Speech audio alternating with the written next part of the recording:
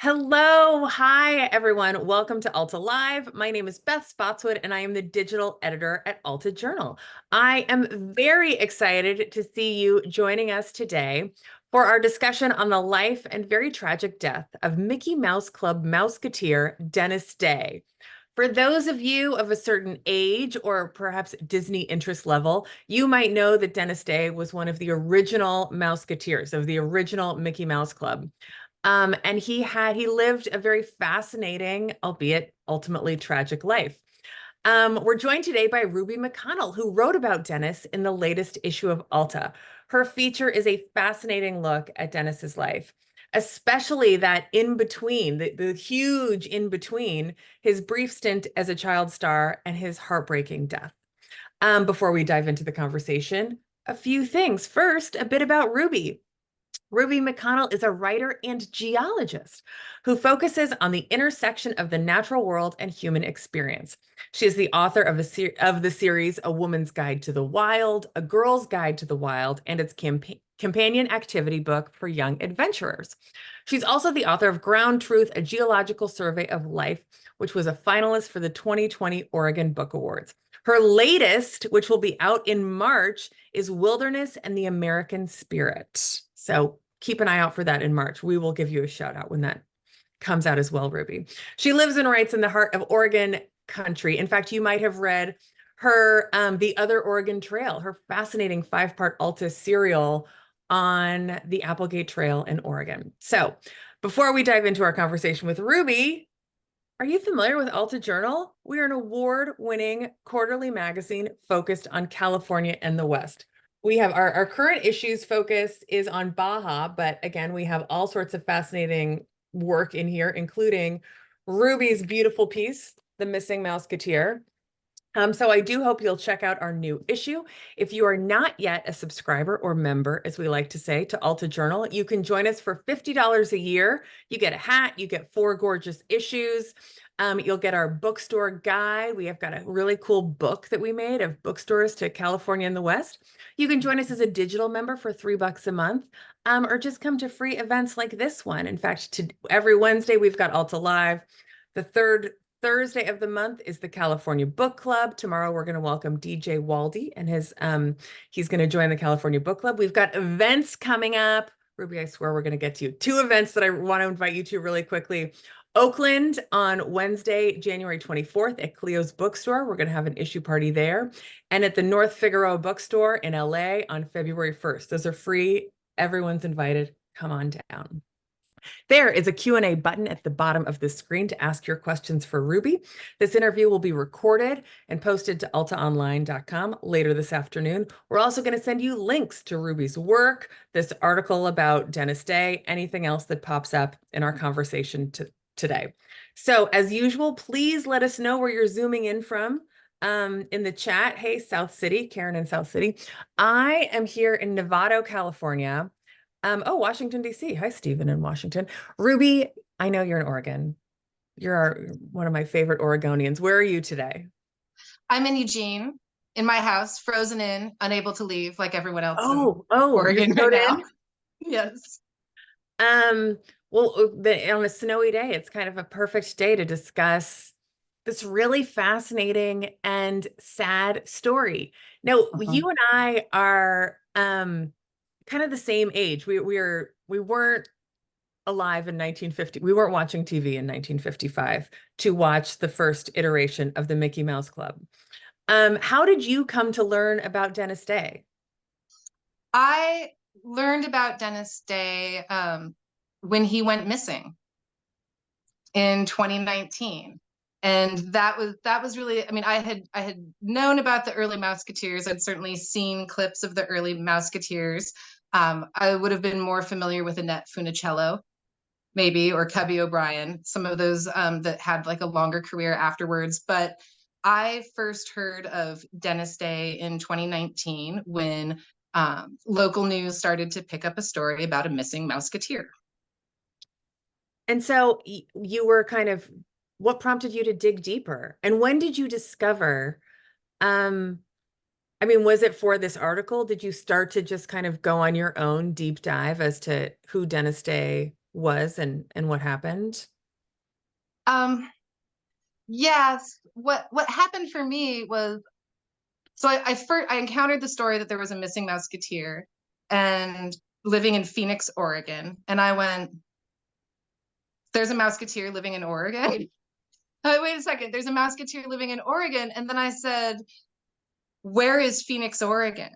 And that's interesting. I live really centrally in the state. I'm an outdoor person and an explorer. I've traveled all through Oregon, and for me to not be able to place someplace on the map means it's probably a pretty out of the way place. And immediately, the question of how did a Mouseketeer come to end up in Phoenix, Oregon, anyway, to begin with, sort of drove me to investigate what was going on. And then the idea of how did we have a Mouseketeer living in this very out of the way place in Oregon? How did people in Oregon seemingly not know that? And then how did we lose track of our Mouseketeer? Yeah. And so I picked it up as a point of personal curiosity because I felt like I thought it was a sad story. I thought it was sad that he was missing. And I thought that there had to be a really interesting and emotionally compelling backstory, which it turned out that there was. There really, really was. So can you give us kind of um, the abridged version of Dennis's brief rise to Disney fame, and then kind of the really interesting, groundbreaking, pioneering life. And he, had struggles like we all do, but a really fascinating life lived following his work as a Mouseketeer. Yeah, sure. So Dennis was picked out of, I think it was 3,000 auditioning kids for the first Mouseketeers. This was ahead of the opening of the original Disneyland. So it was at that sort of mid-century peak swell of Disney enthusiasm. The ear hats had not been invented. That came with those first Mouseketeers. They were, so they all of those sort of iconic things that we associate now so closely with Disney. A lot of those were originally attached to this group of Mouseketeers, and so he auditioned. He got in.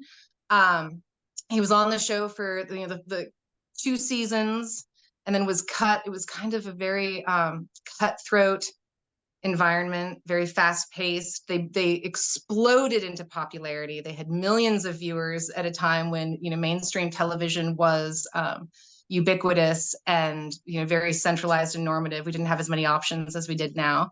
And when he left, he went into the California counterculture and went into community theater, and he did avant theater. He worked with Theater La Mama in New York City, which is a famous incubator of people like Bette Midler, who's really doing outrageous stuff in those early days. And he made a name for himself in California community theater, and then found a home in the burgeoning Renaissance festival culture as an instructor and a director of their theatrical sort of, I don't want happenings rather than plays, because they were really reinventing modern theater as they went, and had grew a huge following out of that, huge following of students as he was teaching tap and theater classes,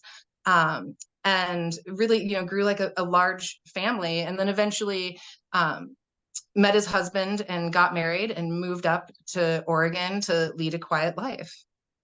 I was fascinated by your kind of retelling of Dennis as a out gay man and very proud about it at a time when very few people, particularly celebrities, were doing so. He was, he appeared shirtless in Rolling Stone, kind of talking about how it sucked from his perspective. He never fit in with the Mouseketeers. And I mean, the Mouseketeers was pretty, um, welcome to Marla, Dennis's niece. Thank you so much for Marla. joining us, Marla. Um, it's fascinating how the Mouseketeers, he was on like the blue team. He wasn't a lead Mouseketeer that got to introduce himself at the beginning. And he kind of inched out, and he always felt a little bit on the outskirts of the Mouseketeers. But when he went off to kind of find his own creative outlets, he did so as a proudly gay man, as a super into inclusion, into but all different kinds of body shapes and sizes, welcoming those on stage and performing, and did so at a time when very few people, was really a pioneer in doing that. He was very brave, and he was, my sense is that he was very brave, in a way that was driven by authenticity rather than politics. And I think that, you know, what I've heard, what people who have spoken to me about him talked about, was his desire to live life to the fullest and to live it really as who he was and to be accepted. And I think that that's so important as we see, modern stars try to fight for the right to do that, and to do that and hold their privacy as well. And we see stars like Harry Styles saying, I don't even know that I should be being asked questions like this anymore. I think that we should be moving beyond these questions. And then here's Dennis 75 years earlier, 70, 60 years earlier, saying, I'm just going to live my life as I am, and I'm gonna hold to my artistic integrity, and prioritize working with the people and the venues that value my creative talents, rather than conforming to a normative mainstream pressure that I don't think he thought was necessary as part of his artistic journey whatsoever.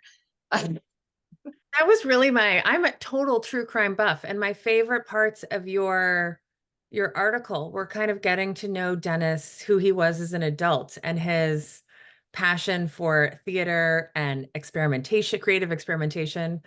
Um, but can you take us into what happened kind of in his later life? They moved to Phoenix, Oregon, which there it gets a little confusing. Phoenix, Oregon is north of Sacramento, Oregon, which is there's a Yeah. where are we? Um, but he and his husband Ernie, his Yes. he was married in Oregon, kind of defiantly married during when same-sex marriage became legal publicly. They would wear their feather boas to the local diner. But eventually, what happened to Dennis and to Ernie? So Dennis and Ernie, they aged, and they aged in this very small, sort of isolated community that, is adjacent to Ashland, which is a very artistic community. So it makes sense that they were there. That, and it's this interesting dichotomous place. When Dennis went missing in July of 2018, and at the point that the news started to pick it up, and I started to hear about the story, many months had gone by. It was not like, oh, we've lost our Mouseketeer. He's been gone for 72 hours. And Oregon has been like paying such close attention to this man and honoring his artistic legacy that we noticed right away. So the first tragedy was the tragedy of the commons, right? That Oregonians ourselves were not, um, treasuring our artists and our aging artists enough to notice right away. And so that was part of the mystery. And so he went missing. The police came and, looked around the house, sort of didn't see anything. There was a handyman there that was very reassuring, was like, Dennis is out of town, no big deal. I mean, this is like a town, you can throw a stone across this town. The cops are really busy. There's a lot of other things going on. Um, they had a hard time identifying where his family was right away, but they did figure out pretty quickly that he was a part of this Renaissance fair community, and much to the police credit, reached out to that community via social media, and that community was paying attention to their artists and their legacy people, and decided to take action, and were able to loop in his extended family, at some point, and which, in and of itself, with the, people were in different continents and different countries. And so it was this really great testament to how much people cared about him, because the people that took action were so far away geographically. Um, And so then it became kind of a tragic comedy of errors, as sometimes happens in places that are overwhelmed with other problems, where the police search the house, they do sort of not the best job in the world and miss things. The handyman is there and they take his word for it, And and Ernie, the husband, is hospitalized. Ernie, the husband, is hospitalized, and he was in early stage and sort of advancing dementia, and so wasn't super helpful. He can't always remember where Dennis might be. And all of this had happened really quickly. So I think that there was a lot of confusion in the earliest days. Ernie had gotten sick, and Dennis was trying to sort out that, and so maybe he's away taking care of Ernie, or maybe he was overwhelmed and needed a break. And I think that people sort of thought that because they were in transition, maybe he'd sort of, wandered off on his own. His friends were like, absolutely not. He would never leave Ernie in this state. And then his car turned up on the Oregon coast, hundreds of miles away. There's a couple of people driving it. They get pulled over, and the news reports are like, two people get pulled over and missing Mouseketeer's car. And they're like, he lent it to us. And everyone goes, no. Right. No, that like alarm bells go off, and you think, oh, this isn't gonna end well, and then it doesn't, and eventually they circle back around, and start to really pay attention to that first handyman who was still on the property, who had a troubled history of his own with drug abuse and some of like the associated, criminal behavior that comes along with that challenge. And eventually they found Dennis deceased in the back bedroom of the house. Where he had been all along. Where he had been all along. And I think that's the core tragedy. Yeah.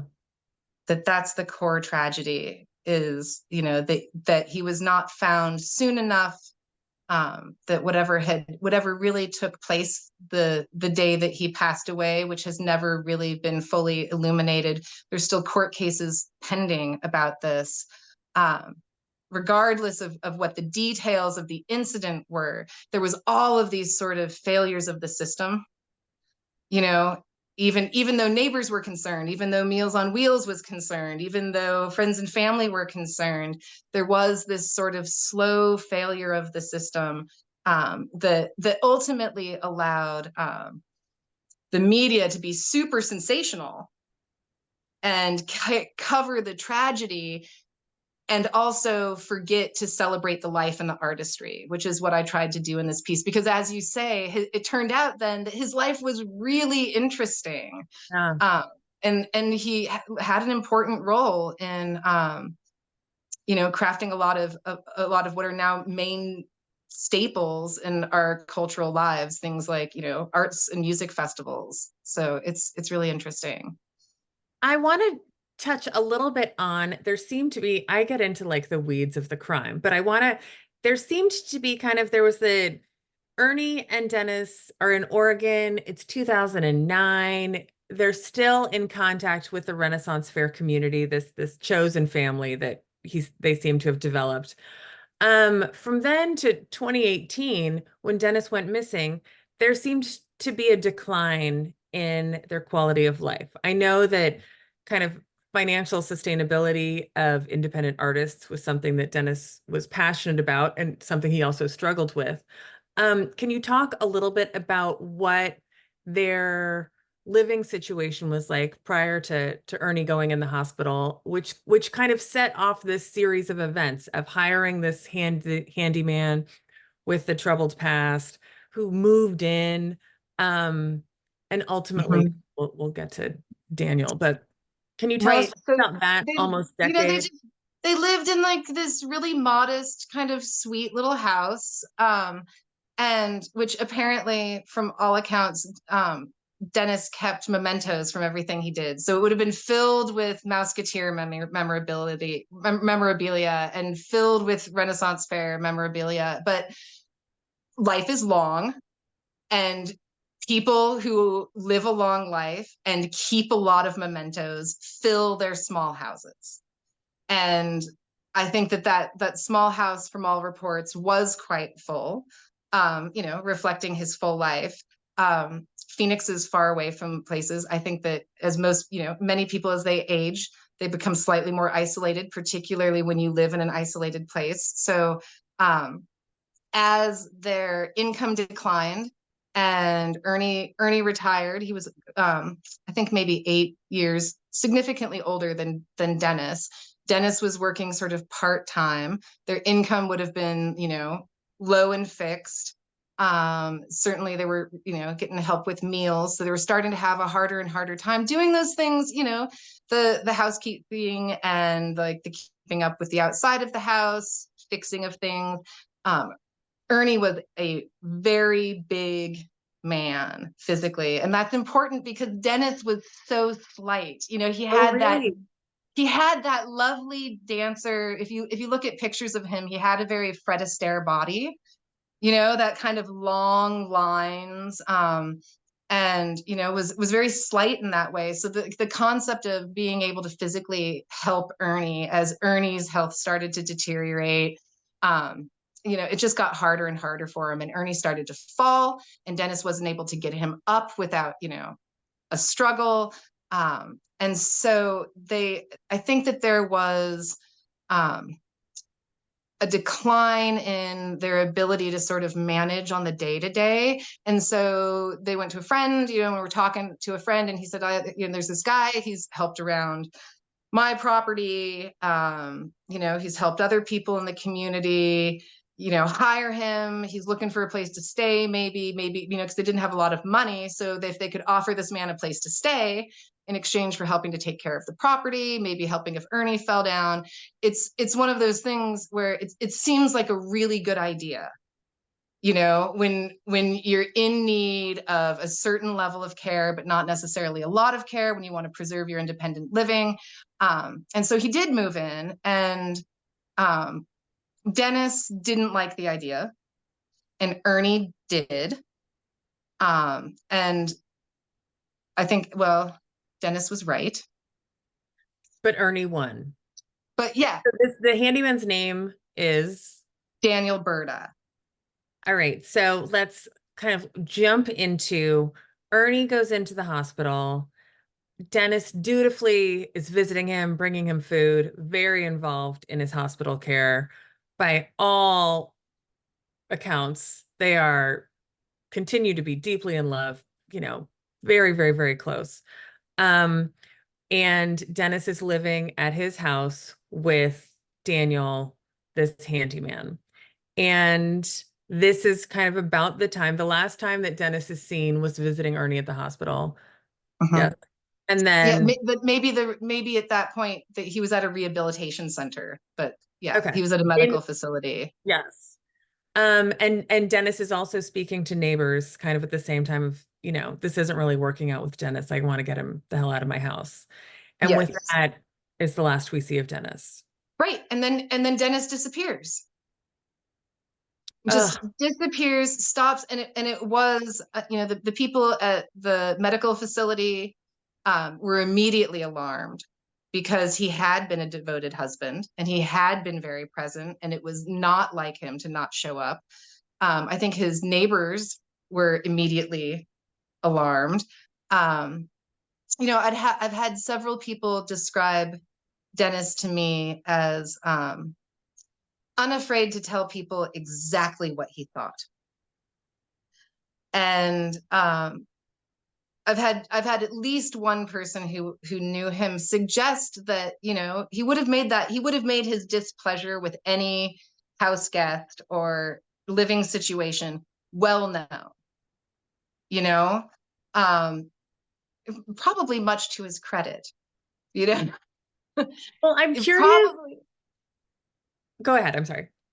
I mean, so the likelihood of some sort of confrontation taking place, and particularly of Dennis sort of defending his own space and his own, uh, sort of, mindset and well-being, like the likelihood of him standing up for himself verbally is probably pretty high, because it seems fitting with his personality, and it seems like some sort of conflict took place in court records. Daniel Berta, in interrogation, admitted to knocking him down to the floor. Well, okay, so just to clarify for our audience who hasn't yet read this article, which you must. Um, if this is all, I mean, I find this just so fascinating. Please read Ruby's article. But essentially what happened was there's this period of months where Dennis is missing. People are looking for him. Daniel, the handyman, is using his bank cards. He's Doing laundry, doing laundry. living at the house. Right. The police have kind of said, oh, well, if you're just staying here, you might want to get out until Dennis comes back. The police have been through the house, Yeah. and eventually, once the car turns up with these two women driving it, they decide go back to the house, kind of dig a little deeper into the handyman. And it's at that point that they find Dennis's body underneath a pile of clothing, that had been there for so long. That can you tell us what the autopsy revealed? The autopsy revealed that they had passed physically over him and stepped on him during their initial searches. So there were broken bones that were not from That either were a not from push, the a assault. murder, an accidental, anything. They were Mhm. law enforcement officials having stepped on the body, not noticing that it was there, which is just heartbreaking. Which is, and I should say too that the primary driver of them going back and really searching the house properly was the involvement of his friends and family. Much to their credit, they stayed on this problem and continued to say, this is unlike Dennis. Right. Dennis would, he would have checked in. We care about him. He wouldn't have, he wouldn't have just wandered off on his life. You need to keep looking for him. And I think that their repeated calls to continue to search for him, and then also to involve the state police in addition to the local police, is really what like brought it to conclusion. And it's really a shame that that piece took so long to resolve. Yeah. Mhm. Daniel's story, the handyman story, is that he was in a verbal altercation with Dennis, pushed him, and He fell just down and never got didn't up. get back up. But then he also, admitted to sort of tidying up the house, concealing, Obviously lying his about, body, lying to the police. So there's, and so there's that element of like, sure, maybe accidental on the front end, but certainly, like planning afterwards in an attempt to really cover things up. Janelle, who is Dennis's niece, is pointing out that a cadaver dog found her uncle, and Mm. Lieutenant Price told the family he personally searched the house 3 times, and had cadaver dogs previously search in July of 2018, and that the family had trusted him. So I know that there are two cases that are going on right now. The first is we've got Daniel, whose story is he pushed Dennis during a fight, and Dennis never got up, and he kind of was like, "Oh." Um, do you believe that? I mean, have you formed an opinion? He's going to trial for an array of counts, one of which I believe is manslaughter, Mhm. starting Yeah, this I month. mean, I I believe that a guy that looks as big as Daniel Berta looks to me in images could push, an old, frail man hard enough Sure. to, in a fit of anger, particularly if, drug use was involved, and have a fatal consequence, but and not mean for that to happen. Yeah. Well, yeah, But I do hence think that manslaughter. the subterfuge of the police and the subterfuge of trying to maintain residence in the house was absolutely planned. And I think that, and was a machination, was, and I think that, if you have been to this part of Oregon, there is an element where you could tell yourself no one will ever notice that this person is gone. That's a story that you could tell Even a yourself. musketeer? I didn't know we had a Mouseketeer. I did not know that there was, I Musketeer, mean, excuse me. I know, right? It's hard, but I mean, I didn't, that was part of the Yeah. mystery to me, was how is it possible that we had, like an American treasure living in this small town in Oregon, and we weren't treating him like an American treasure, and That we let seems to him be get breaking your lost. heart the most, that he wasn't, I don't know, celebrated as much as you feel like he should be. Right.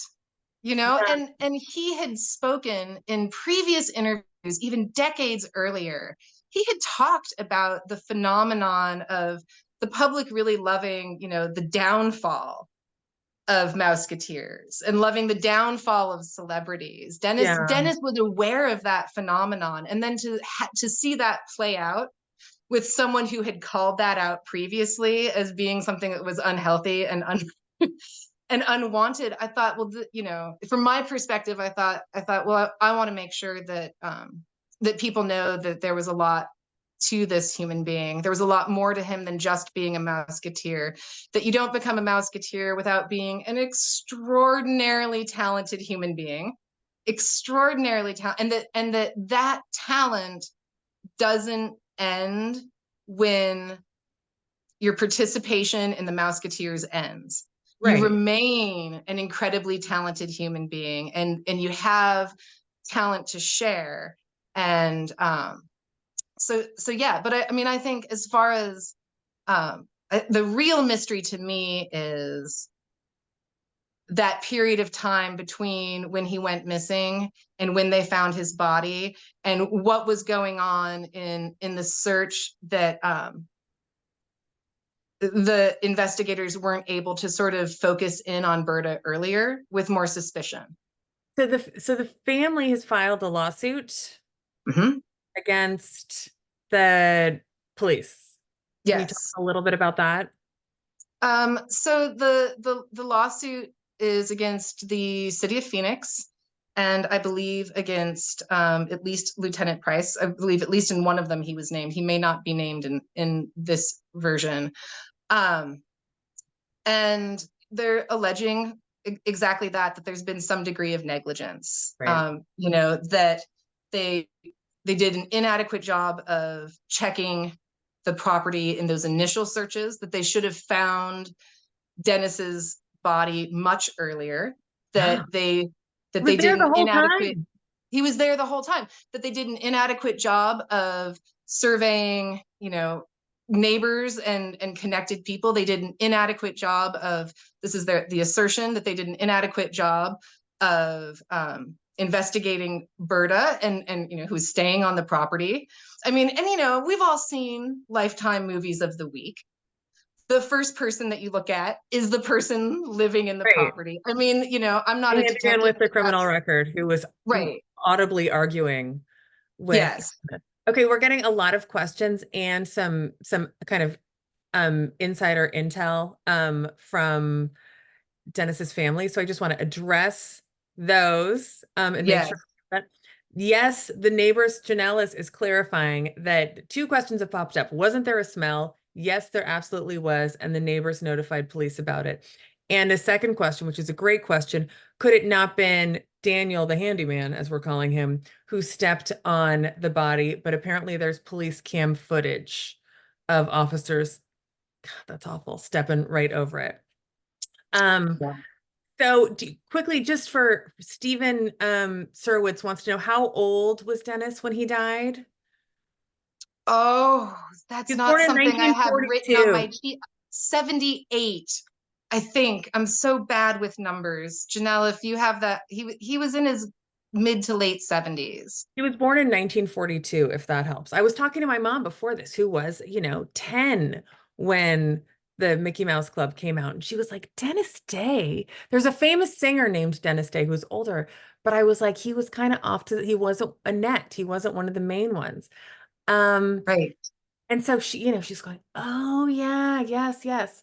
But okay, so he was 78. I hope we're addressing all of the Lynn wants to see a picture of Dennis. Google him, look him up. There's a million pictures of him. Oh, There's yeah, dude, incredible artwork. he shines brightly. I also need to say it's really important to me to say that literally everyone who has ever known Dennis, the first thing that they will say is he's the funniest person that you ever met. The funniest person. And there's stories even out of Disney about, Dennis sort of, making people laugh and stepping out of that role of the sort of the obedient Mouseketeer, and that he had this inner fire. And there's some great pictures of him performing for the Ren Fair where he's big, his body is like this, and you can see that he's in these massive spaces, and then he grows to fill that space as a performer. You can just see it. And it's really been a treasure to listen to people talk about, like, when you interview people about Dennis Day, they tell you stories about Dennis Day, and they are laughing so hard when they tell the Oh, story that you can't understand the story because they're just and it's like, from 40 years ago, and they're laughing so hard. You're like, I don't get that story at all, but I get that he was really funny. um, all right, Ruby, we've gone over. First of all, I just want to acknowledge that Dennis' family is here. I Um, know. I thank you guys so much for coming and for filling us in and filling in some of the holes in the comments. And we're really grateful Yeah, thank you. that you came. Ruby, for you, what do you hope that people, I guess people like me or people who are fans of Dennis's work take away from your article? Two things. I hope that Dennis Day is remembered as a funny and dynamic and important figure in California arts and theater. I hope that that's how he's remembered, rather than being remembered for either the Mouseketeers or how he died. I hope that he is remembered as an important fixture in California culture. And then I also hope that people take away the urgency of the need to support people in the creative arts. I really think that Dennis's story is so emblematic of the struggles that people who are in creative fields have, particularly as they age, particularly dancers. I was a performing dancer in my younger years, long retired, and you have to retire when you're in your 20s and your 30s, and I think it's important for people to know that performing artists, they live long lives, and they deserve to be able to do so in comfort because they provide us with such an important, salve for our spirits, you Well, know? that is lovely, and how I will now remember him. So thank you so much, Ruby McConnell, for Yeah. your great work and for joining us today. And thank you everyone for joining us today. Before you go, I do want to invite you. We're going to kind of keep the Oregon vibe going next month when we welcome Mike McCarthy, president of the Greater Idaho Movement, which is a movement to separate the eastern part of Oregon and have it become part of Idaho. It is something that has been appearing on the ballots in Eastern Oregon, and we are going to chat with Mike about his plan and how it might not be very possible, but why he wants to do that.